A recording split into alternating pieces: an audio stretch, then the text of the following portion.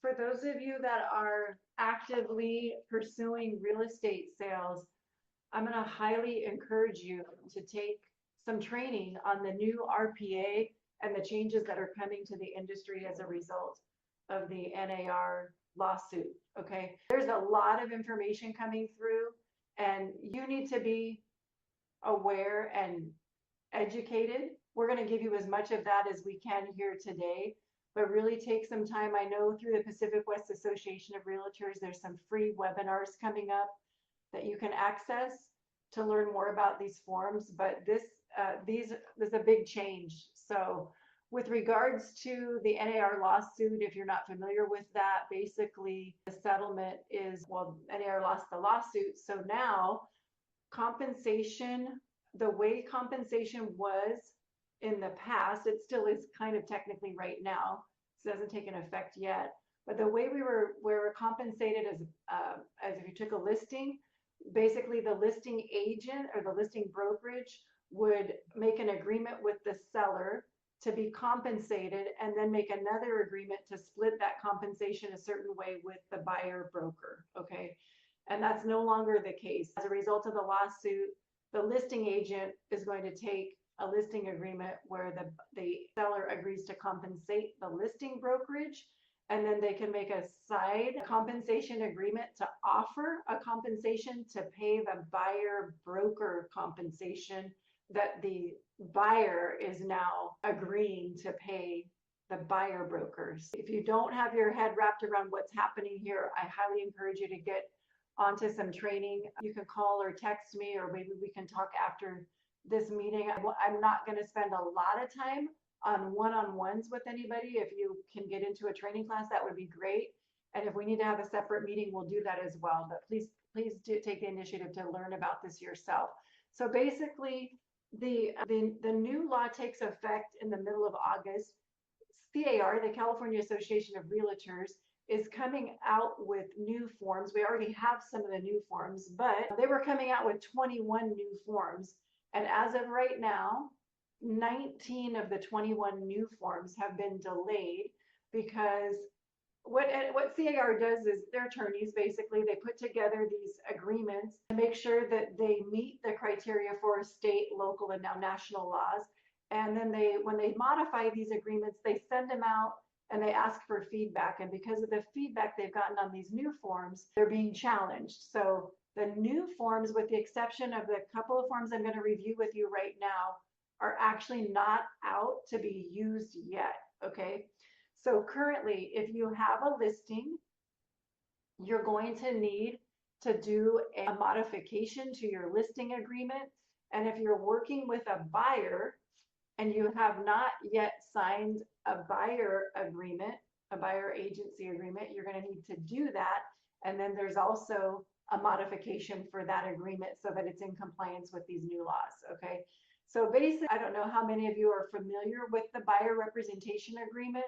It's a form that's been around for a lot of years. You'll find it in zip forms. You literally need to get these forms completed prior to showing property. Okay. So it's not like, oh, I showed a property and now they want to write an offer and now I'm going to get this form signed. You have to get it done in advance. Okay. Buyer representation agreement. And that's a form that's been around for a lot of years. So you'll find that in zip forms.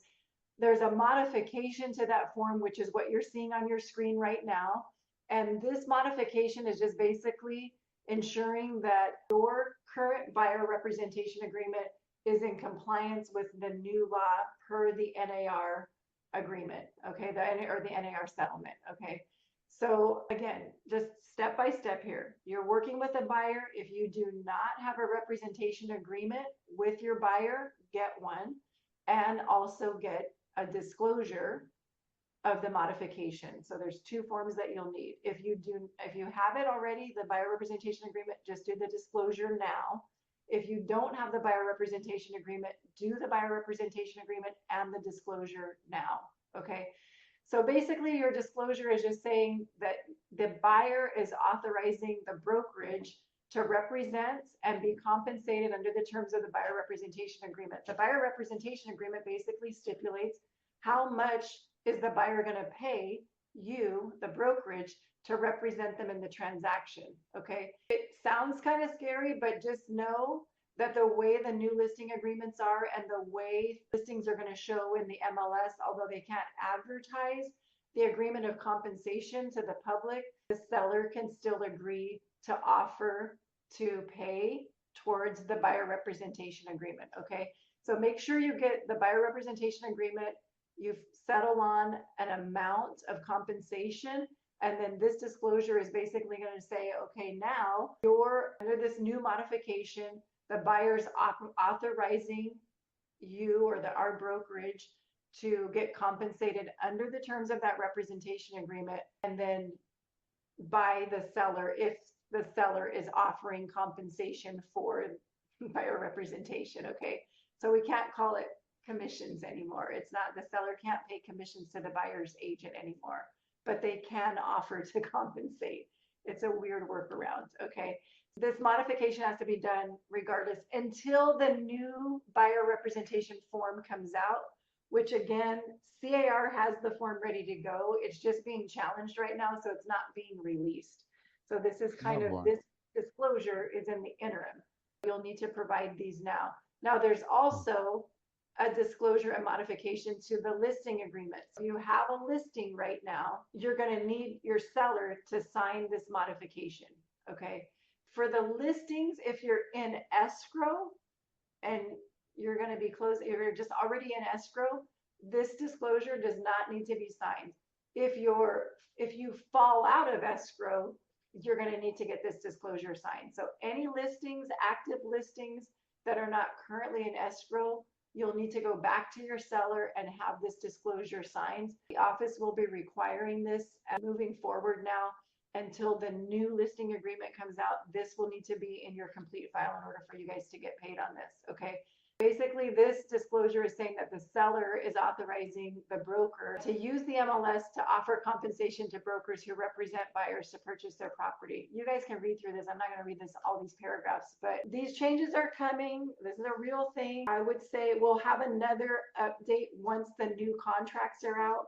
And then I'll just let you know that in addition to these modifications to our contracts, CAR biannually, every 6 months, they update all the forms. There are a lot of forms that have been updated. The things that you will need to be aware of is now on the RPA, that's the purchase contract, there's a new contingency for the buyer to source insurance. So remember, you have a loan contingency, an appraisal contingency, an inspection contingency. There's now an insurance contingency, and that was added because insurance is difficult to get in California right now. That contingency that form was updated, the RPA was updated, and so the forms that relate to that will be updated as well to include that contingency. So contingency removal forms, that sort of thing will all be updated. Okay.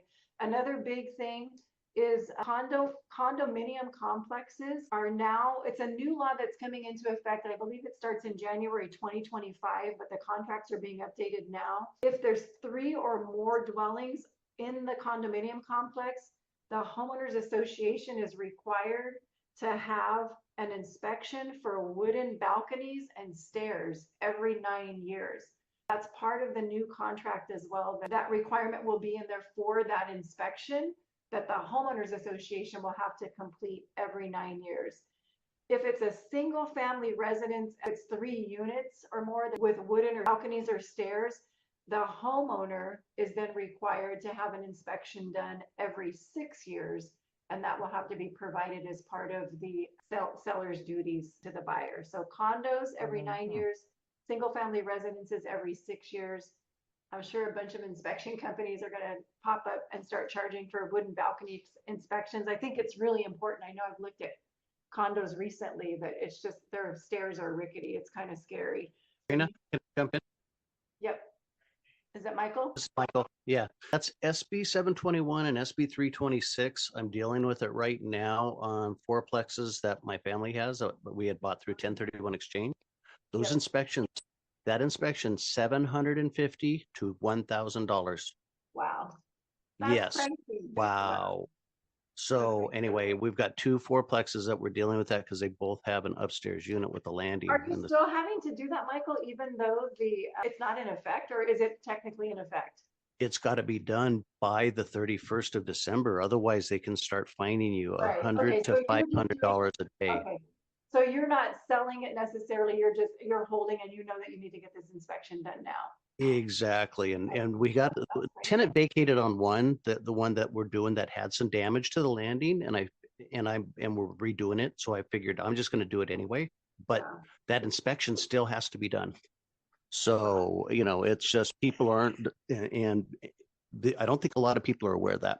So it's going to Yeah, be a no, that's challenge for a lot of important. people. I was thinking of more of in terms of if you're Anyway, listing a property like that, or if you're buying, or if you're representing a buyer on a property like that. It doesn't come in effect until then the end of, it'll be January 1st, but the forms will be updated. Start getting your mindset prepared for that, because those are required inspections for those property types, okay?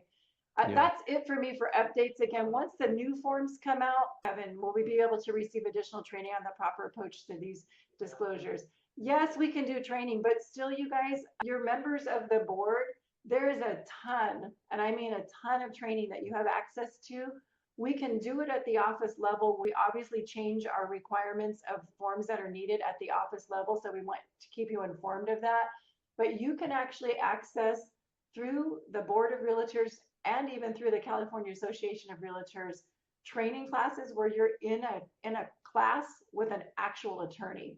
And I would highly encourage you to attend these classes because it'll give you an insight into disclosure that I'm not going to be able to give you as a layperson, so to speak.